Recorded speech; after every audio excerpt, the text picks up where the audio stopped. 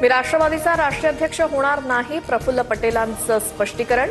तर विलिनीकरणाचा विषय देखील काल्पनिक असल्याचं वक्तव्य.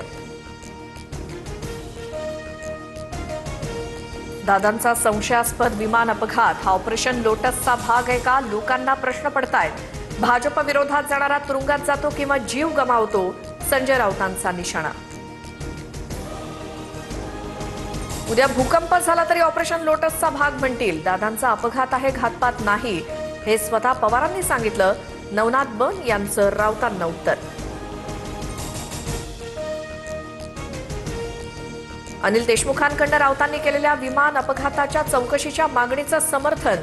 गडकरींनाही खासगी विमानानं प्रवास टाळण्याचा सल्ला.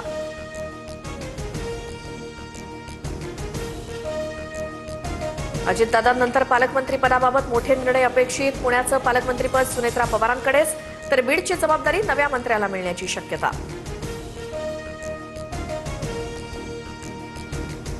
मीरा भाईंदरमध्ये अमराठी महापौरावरनं वाद. मराठी एकीकरण समितीसह मनसे आक्रमक, भाजपच्या डिंपल मेहतांना विरोध. रोहित पवारांना सुप्रीम कोर्टानं फटकारलं. महाराष्ट्र क्रिकेट असोसिएशनच्या सदस्य नोंदणीवरनं आक्षेप, याचिका अखेर मागे. मुंबईत क्षुल्लक कारणावरनं बिल्डर सुशील रहेजाची मराठी तरुणाला मारहाण. तुम घाटी लोक कभी सुधरोगे नहीं, बिल्डरचा मुजोरपणा. रहेजा विरोधात गोवंडी पोलीस ठाण्यात गुन्हा दाखल. लाडक्या बहिणींना 3 महिन्यांचे 4,500 रुपये एकत्र मिळणार. नोव्हेंबर, डिसेंबर आणि जानेवारीचा हप्ता एकत्र मिळणार असल्याची माहिती.